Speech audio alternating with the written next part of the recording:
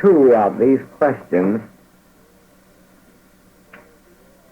call for answers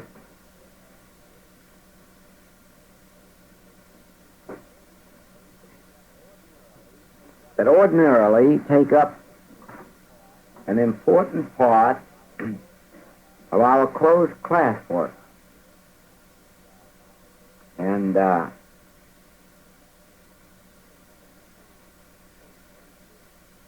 going to introduce that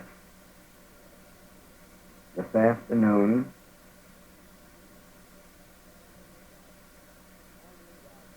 And tell you that harmony in one's experience depends upon an understanding of it, and that all spiritual healing work is based on it. Without an understanding of it, spiritual healing work is impossible. It is true that some little faith healing is possible without it, and also that some little mental healing is possible without it. But mental healing hasn't been very successful in the history of this country. It began auspiciously, sprouted beautifully, and then died on the vine. There is very little mental healing work going on in this country.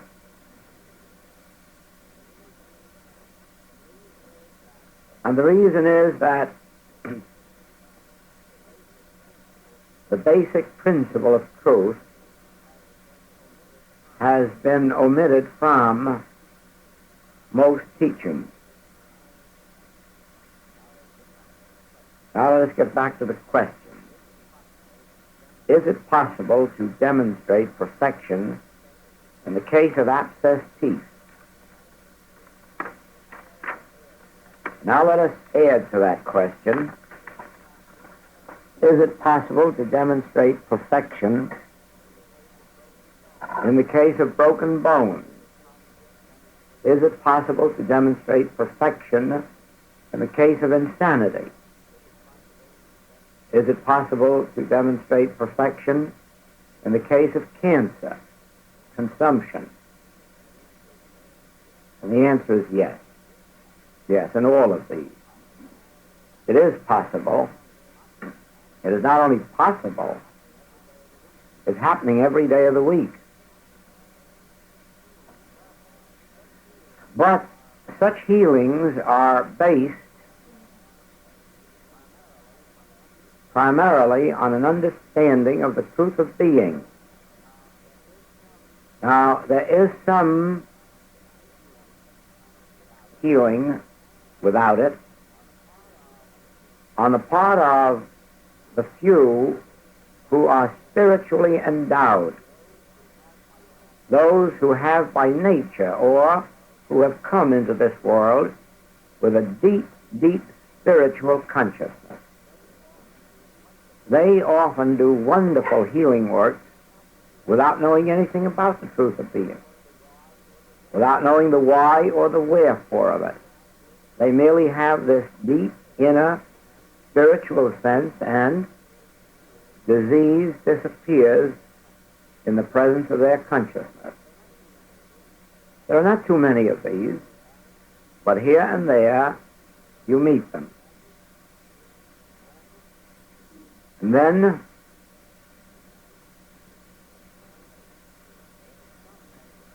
there is some measure of healing work done by those who have studied some of the mental approaches to healing and who, during their study, have developed some spiritual sense. Now, they may be all wrong in their knowledge of the healing principle. They may be far off the beam in their understanding of the truth of being, but somewhere through their study, through their zeal, through their integrity, through their desire, through their love of God, they develop a spiritual sense, and they do some healing work. But actual spiritual healing, which is done through a knowledge of the truth of being, a knowledge which leads to the development of spiritual consciousness, must have an absolute basis in being, and that absolute basis in being must be known and understood. Now, the reason that there is far less healing work going on in the metaphysical world than there was 30 or 40 years ago, and even much less than 50 years ago, much less than 50 years ago, is due to the fact that it seems difficult for the average student to put aside their personal sense of life, their personal problems, their personal human lives, long enough to learn a principle, long enough to study and catch the vision of the principle. It isn't an easy thing to learn this principle while one is concerned with problems, with serious illnesses of their own, and more especially if one insists on catching a glimpse of truth and then running out and trying to heal the world with it. It is far more important that a student do not go out into the world to heal anyone until they have caught the full vision of what they're doing, and then go out and really do the work. So the answer to this is yes.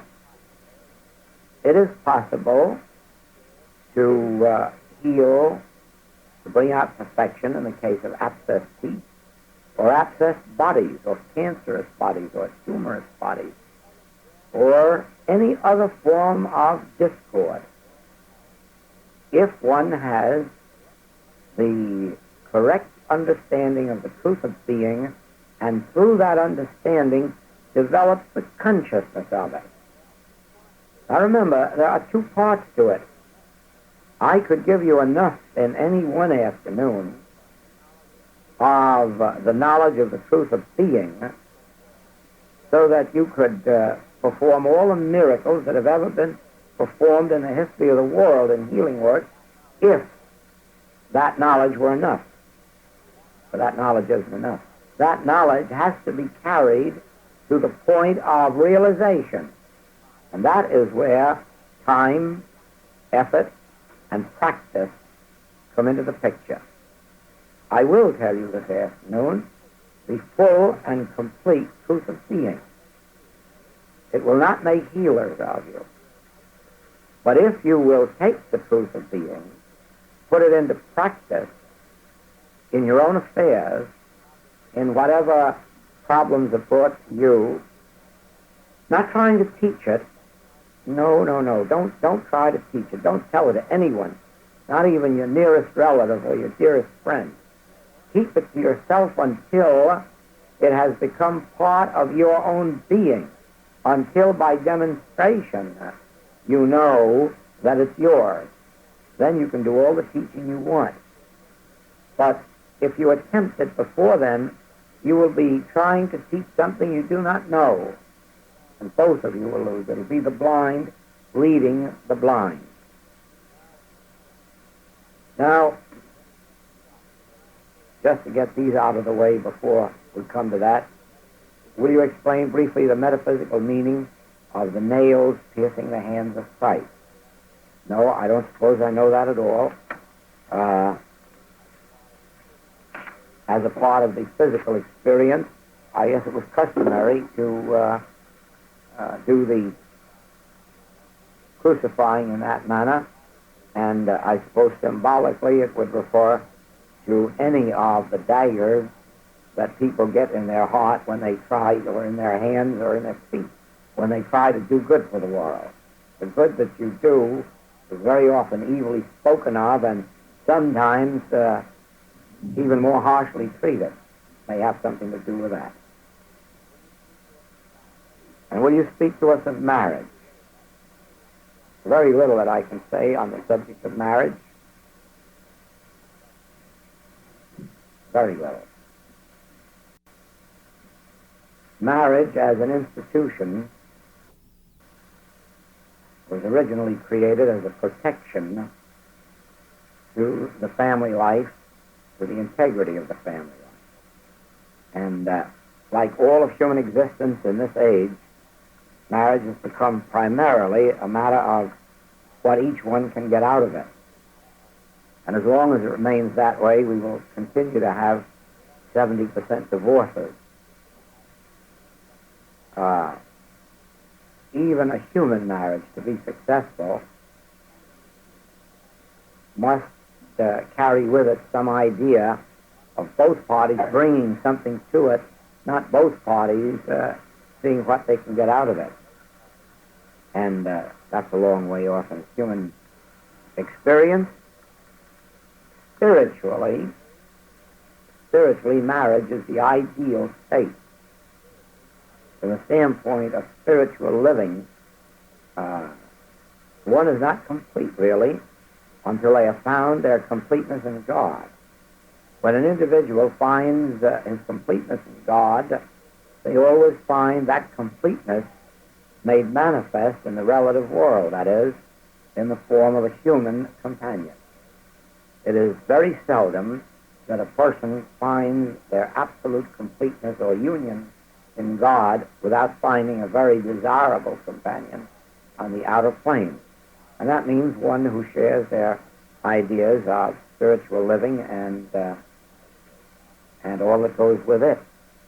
And when that occurs, of course, nothing's more ideal than that. I spoke last night about the joy of communion with a person in just sitting in the mountains or valleys or by the rivers and enjoying the beauties there are in this world.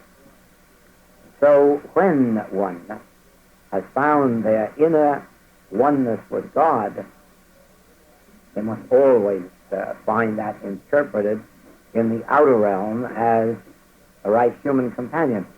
Very often that may result in marriage, or sometimes it may just result in a companionship or friendship, or a student and teacher relationship, or practitioner and patient relationship, but there's no reason why it shouldn't result in meeting someone on the level of marriage.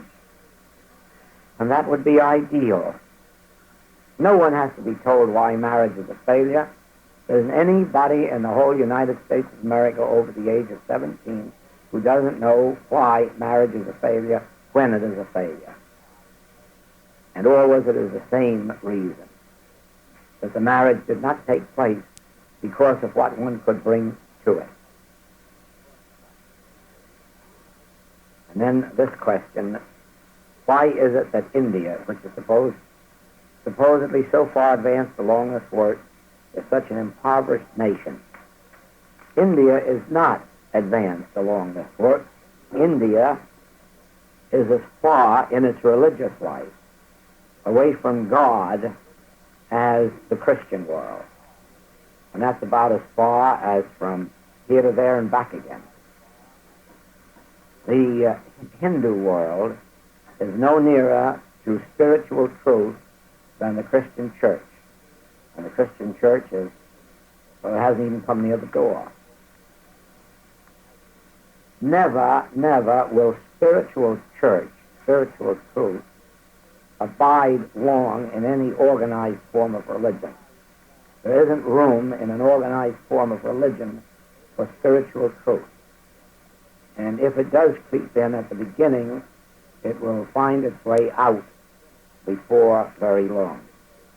There are 1,000 reasons for that, and it would take too long to go into it now.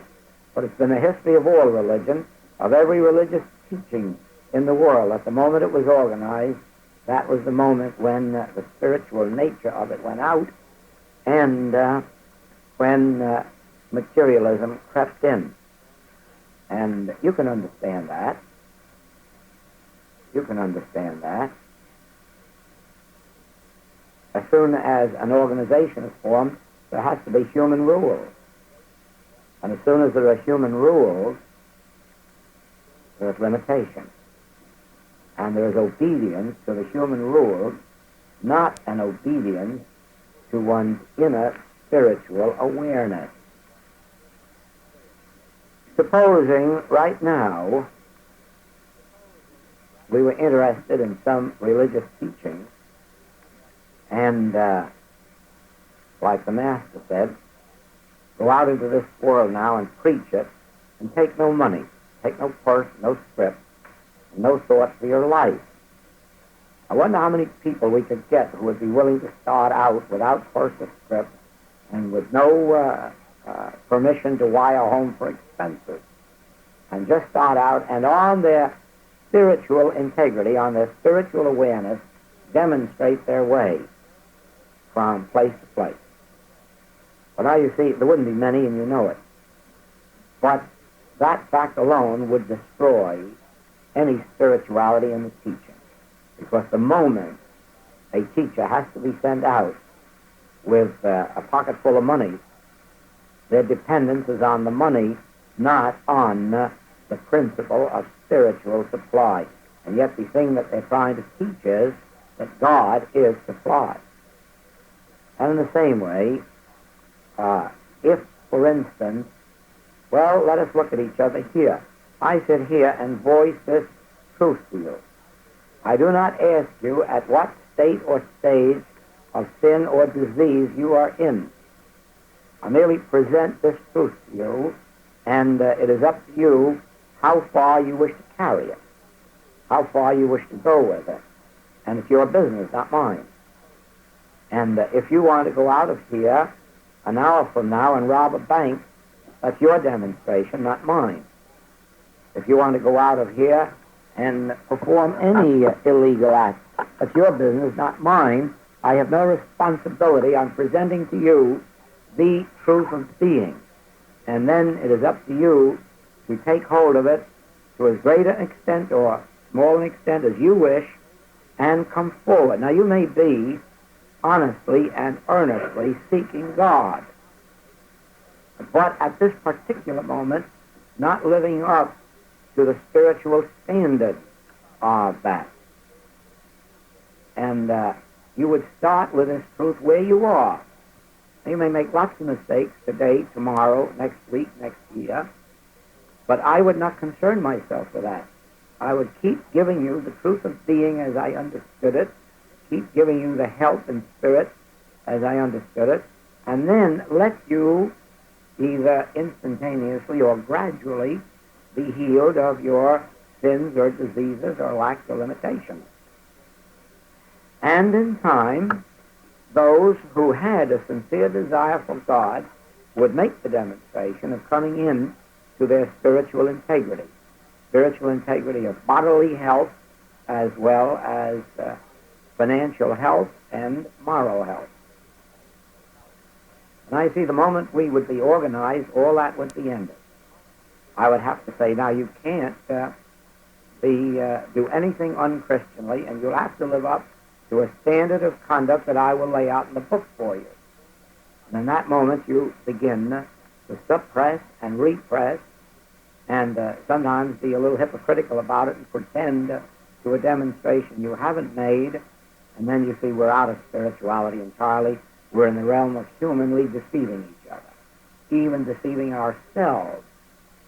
And so that's what happens in any organized religious activity. I don't mean organized in the sense of having a place to come to, a center.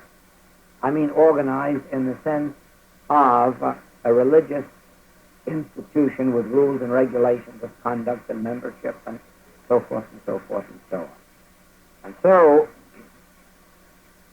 you will find that in India, whereas the Buddha had a great light and had a great deal of wisdom and spiritual integrity and was even enabled to pass it on to his disciples and many students and show forth spirituality. After 2 or 3 generations, that was all lost, and a system of religious worship grew up, which was just as material as the religious worship in the churches of today. So for that reason, the people of India have not got an actual spiritual wisdom. Some of the masters, some of the teachers, in some of the ashrams, there is great spiritual wisdom, certainly. But so there is in this country, among some of the priests and rabbis and ministers of the Orthodox churches. So there is in this country among some of the practitioners and teachers in the metaphysical world. That is an individual demonstration, not a national demonstration. So it is.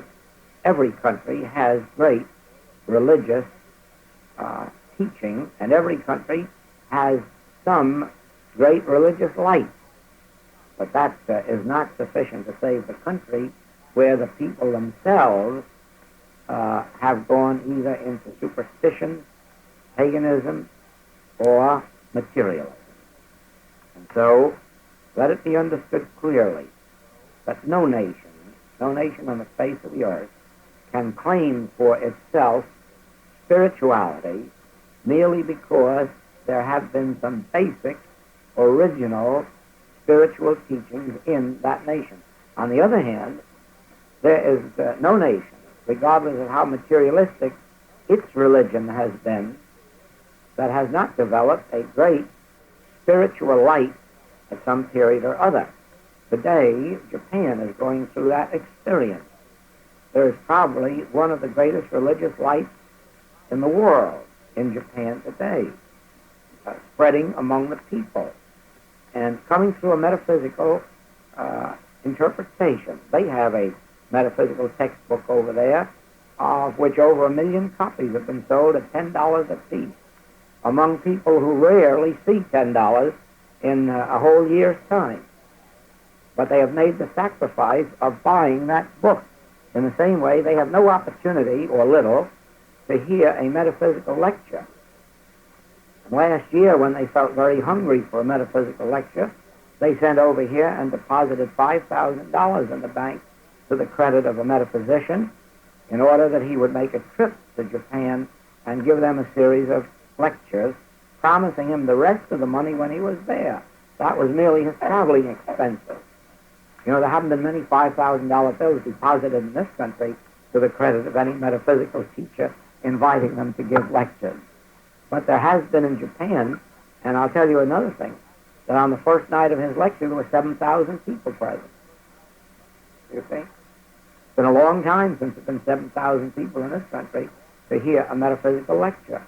The hunger isn't quite as deep, probably the need isn't yet quite as deep as it is over in Japan, where they have had a very materialistic form of religion for many, many years, and where the people are hungry for spirit. This textbook, incidentally, is a compilation taken from Science and Health, Lessons in Truth, and many other of the recognized metaphysical writings. And the author and compiler states very frankly his indebtedness to Mrs. Eddy and the Fillmores and all those who have contributed toward the metaphysical enlightenment of the world. And in his book he has combined as much of these teachings as he possibly could. And so you see, it isn't really a question of what church or what original teaching there is. It's a question of what degree of hunger a people have for truth, how far they're willing to go to get it, what they're willing to pay in the way of sacrifice and devotion and study. And then comes the spiritual wisdom to life. India has unfortunately had the caste system where spiritual wisdom has been refused to most people. They also had the misfortune of government by Great Britain, where even ordinary education was refused to most people. So they have all of that to come up out of now, and someone will have to introduce a more spiritual religion into India, and it seems to be taking place through a combination of Eastern and Western teachers and teachings that are now coming together, and out of which is coming something that will benefit the Occident and the Orient.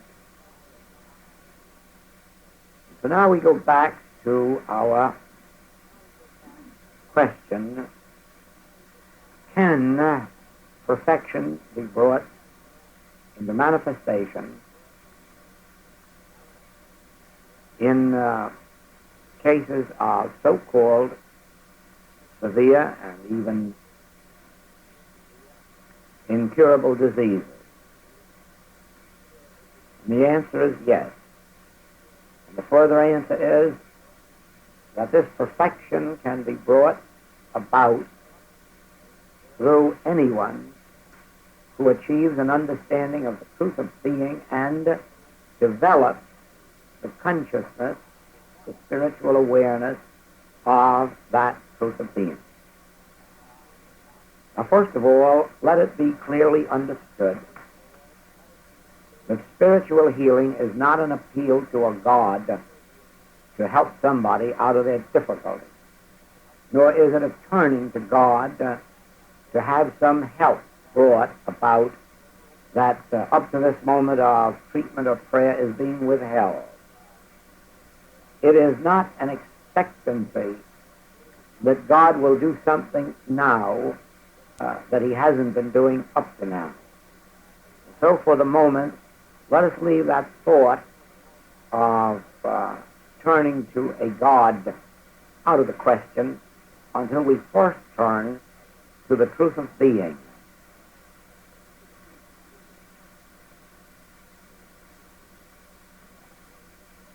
The basic premise of all spiritual truth is that God is the only life. We might start by saying God is the only being. God is the only being. And you see, that immediately eliminates the possibility of your or my having any being except God being. Now, unless you fix that definitely in your thought, that God is your very being, and that you have no being that was born in 1880, 1890, 1900, 1910. You have no such being. God is. Always remember that all spiritual wisdom begins with the word God, never with you or he or she. All spiritual wisdom begins with the word God. If you do not start your sentence, your paragraph, your page with the word God, you are not on spiritual wisdom at all. You may be on most anything else in the world, but it definitely isn't spiritual wisdom. Spiritual wisdom must begin with the word God. Then let us go out from there. God is immortal and eternal being. But since God is infinite, God must be all the being there is. And of course leaves you and me without any being, except God being. And so the being of us is God being us. God being is the only us there is. God being is the only being that we have. Of course, is there anyone who believes that God has age, sin, disease, lack, limitation, ignorance, superstition, fear? No. No, God is pure being. God is too pure to behold iniquity. God is immortal being. There's nothing in God that defileth or maketh a lie. But when you say this, you are saying this about your own being. You follow that? You first must know the truth about God. When you know the truth about God, You do not have to know the truth about yourself, because God is your only self. Now do you see where some of the mistake has been made? We have been trying to heal yourself. We have been trying to improve your being.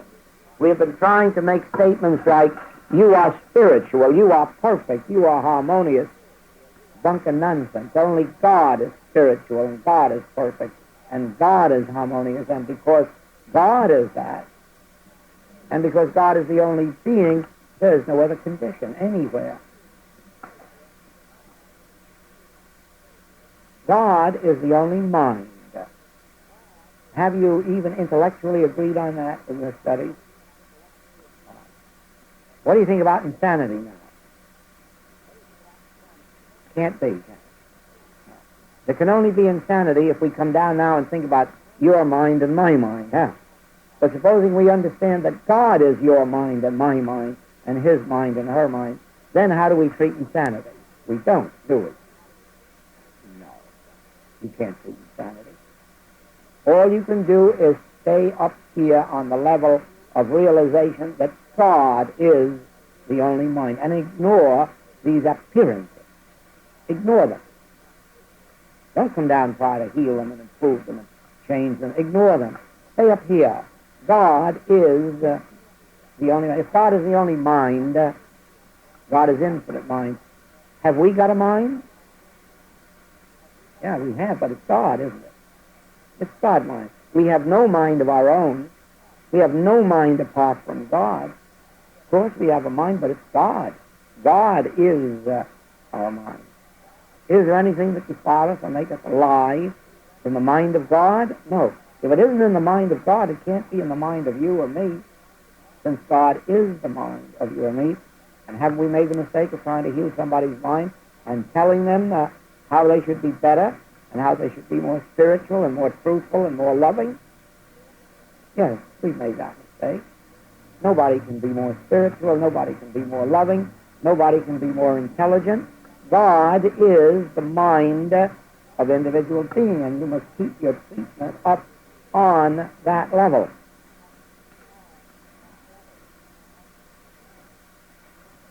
God is the only life. How old am I? Ah, there you have it. Why do we show signs of age, infirmity, weakness? We have accepted the universal belief in calendars, in birthdays. Now, I don't say to give up having birthday parties. They're a lot of fun. But don't believe that they represent your age. Have them at least just for an anniversary of pleasure and exchanging of gifts, but don't connect them with your age. Just like we can make Christmas every day in the week, and Thanksgiving every day in the week. Let's have a birthday every day in the week, too.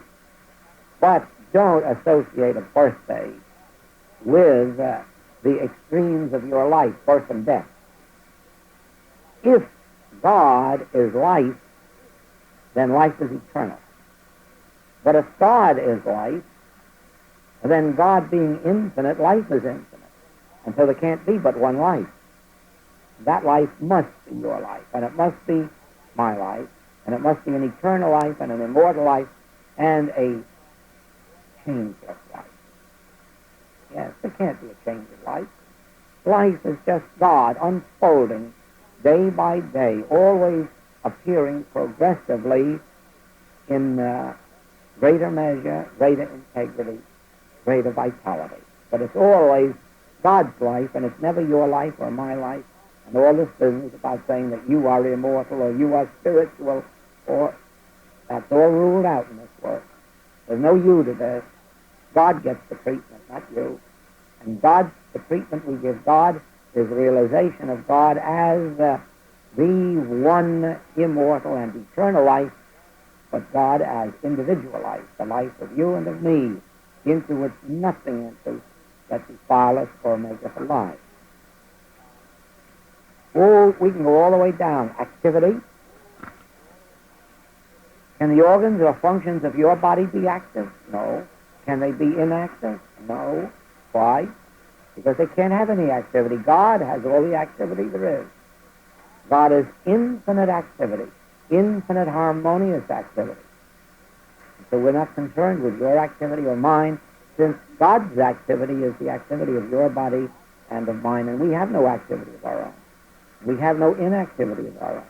We have no underactivity, we have no overactivity, because we have no activity, period. There is one activity, and that is God activity.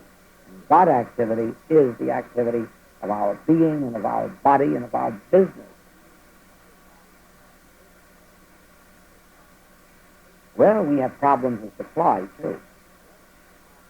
And that is only because we have a claim of having supply or not having supply. If God is infinite, can we have supply apart from God's supply? No. How can we have supply of our own if God has all the supply there is? Therefore, it is literally true that the earth is the Lord's and the fullness thereof. And Son, all that I have is that. So you see, there's no question of having supply, and there's no question of not having supply. It's a question of the truth of being, that all supply belongs to God, but since God is our being, all supply is incorporated in our being and is ever with us. Whether or not we are aware of it at this moment isn't the point. We are dealing now with the truth of being.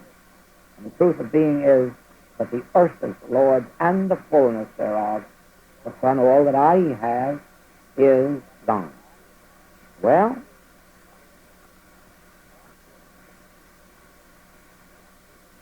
in this question was the idea of thought of abscess. Abscess. Again, that involves a substance, doesn't it? But if God is infinite, is there any substance but God's substance? And so God being the substance of all it is there anything that enters the substance of God that defileth or maketh alive? No. So the whole thing up to this point is rising in our own thought above the belief that we have a life, we have a mind, we have a soul, we have a spirit, or we have supply, or we have a body, when the truth of being reveals that God is infinite. God being infinite and immortal and eternal, all there is God, and God being universal being must be individual being. That's the only being of you, the only being, the all-inclusive, perfect, harmonious, and whole. Now, when we have gone along that with everything that we can think of that relates to the truth of being from the standpoint of God and its creation, and incidentally, one of the most helpful things in gaining this consciousness is the first chapter of Genesis. If there were nothing in print but the first chapter of Genesis, we could all make our supreme and complete demonstration. There is enough in the first chapter of Genesis to include all the scriptures and all the world. Why? Because it reveals God as the creative principle of all it is, and as the substance of all it is, and as the activity of all it is. That's pretty nearly enough to know. Now we go a step further in this truth of being, because we are faced with appearances to the contrary of this truth of being. It's strange, but it's true, that while this is the truth of being, that is, God's allness, God as the life, substance, and being, God as the only law and the only activity of being. And that's another thing to take up too, God as the only law, because in realizing God as the only law, you annihilate laws of matter, infection, contagion, calendars, time, space, food, and all of these things that come under so-called material law. Because once you've understood God as the only law and the only lawgiver, you no longer have to deal with any material law, nor would they have power over it. They would, in a measure, lose their power. Now then, in spite of the fact that God is love, and God is life, and God is wisdom, and God is our individual being, the fact remains that we still present evidences, appearances of sin, disease, death, lack, and limitation. And as long as there is an appearance of sin, disease, death, lack, and limitation, as long as these erroneous, finite appearances exist, it is necessary that we discover the nature of those appearances in order to drop them from our experience.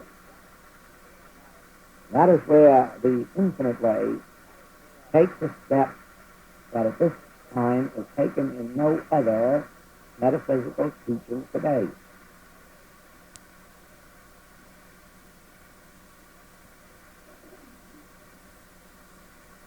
And it accounts for the fact that in a few brief years the infinite way has gone as far around the world as it can go in space, as far as it can go because it can't get behind the Iron Curtain and it can't get very far in Roman Catholic countries. But it has touched every land on the earth, and its spread is at a rate that no one of us today can keep pace with, because if I were to tell you how much it is today, tomorrow, that would no longer be true. In a few brief months, a very large edition of the Infinite Way has had to go into its second edition in the British Empire. And it is going throughout that empire rapidly. And even the tape recordings have reached to Australia and New Zealand and Tasmania and South Africa, North Africa, England, throughout this United States and Canada. But let me tell you that this has taken place because of the healings that are taking place through those who are practicing healing in the message of the Infinite Way, and their success is due to this point that we are coming to now, partly in point to the first part that I just mentioned, because our practitioners and teachers are taught to stand rigidly on that truth of God as individual being, God as the only being.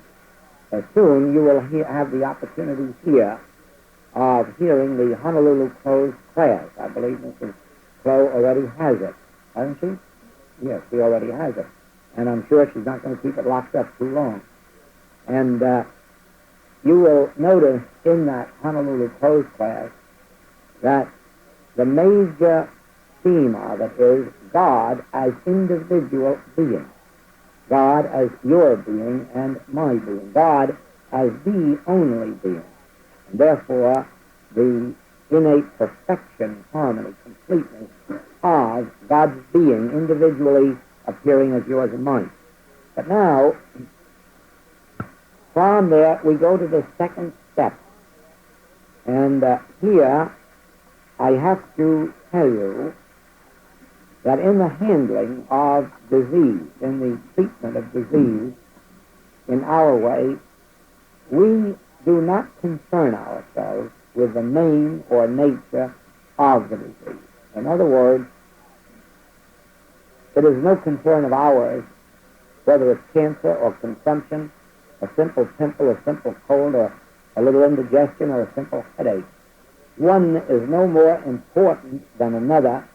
One is no more difficult to heal than another, except that one sometimes takes a little longer because of its tenacity in human thought. In other words, the human mind today has such a horror of the word cancer that sometimes those who come under that claim have that dread and hold on to it longer than they would hold on to a simple cold, merely because of the nature of the fear involved. But actually, so far as the disease itself is concerned, it is no more difficult to meet a cancer than it would be to meet a pimple. It would be no more difficult to meet consumption than it would be to meet a common cold. And the reason for the fact that many of these take longer to heal than others is only the tenacity of the hold of fear that has been impregnated in the human thought. From the healing standpoint, there is no difference. And if you were treating disease, if you were acting as practitioner with somebody, you must, according to the infinite way method, learn to ignore the name or nature of the claim and handle it in this wise.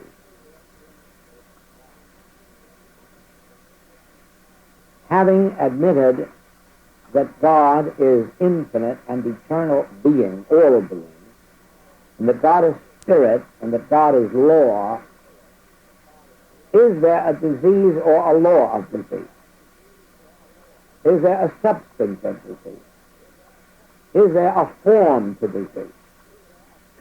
Is there a continuity to disease? No, there couldn't be.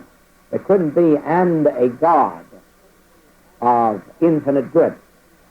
Could there be a God who is love and any reality to a disease? No. Now then, that relegates disease to the realm of appearance, or claim, or belief, or suggestion, doesn't it? It doesn't leave it now as an externalized thing in the body or on the body, does it? No. Now, if you have God as infinite, eternal good, and you want a disease, the only way you can have it is as an illusory appearance, as a suggestion, a temptation, an image, a mirage, an illusion, but never, never as something in or on the body. Is that clear? A disease is never in or on the body. Now we will exemplify that with the illustration of the desert. You have traveled on the desert and probably have come to a place where you notice water on the road ahead of you, and probably slowed down a while so as not to skid. And then notice that that water was always just about 30 feet ahead of you. You never did catch up to it. And that brought to your mind the fact, why, it isn't water, it's a mirage. Then you went ahead in your automobile and paid no further attention to the mirage. Now, while it was water, the natural, logical thing would be to want to get it off the road, probably siphon it off if you couldn't get it off any other way. But once you saw it as a mirage, you no longer had the desire to get rid of it, did you? Because as a mirage, it was no power, no danger, no wetness. Or you may have seen on that same desert a great big city ahead of you, and then found later you had to drive right through that city. Because the city wasn't there as an externalized form. That city was only there as a mirage. And where is a mirage? Out here or up here? It's in one's misperception, isn't it?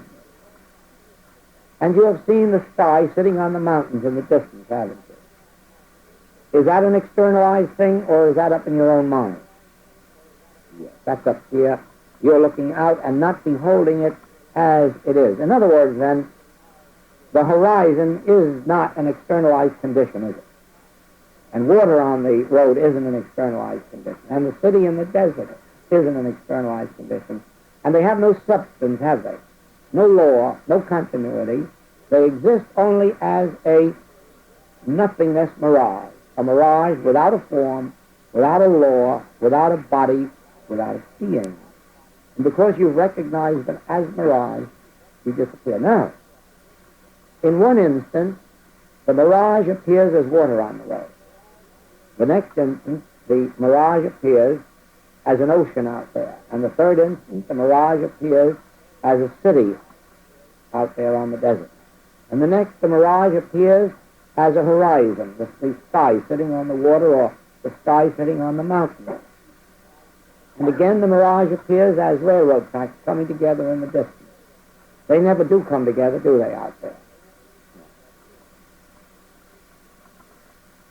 From the standpoint of the infinite way, God being infinite good, and God being love, be assured of this, there is no sin or disease. And so whatever it is that appears to us as sin or disease can only exist as a mirage, an illusion, a false sense of what actually is there, an appearance, a false appearance, a temptation to believe in a selfhood apart from God. And so, any form of disease exists only in an illusory sense, without substance, law, cause, or effect. Now, what difference whether the mirage appears one instant as a cold and the next minute as a cancer? If it is the same illusory nothingness, mirage.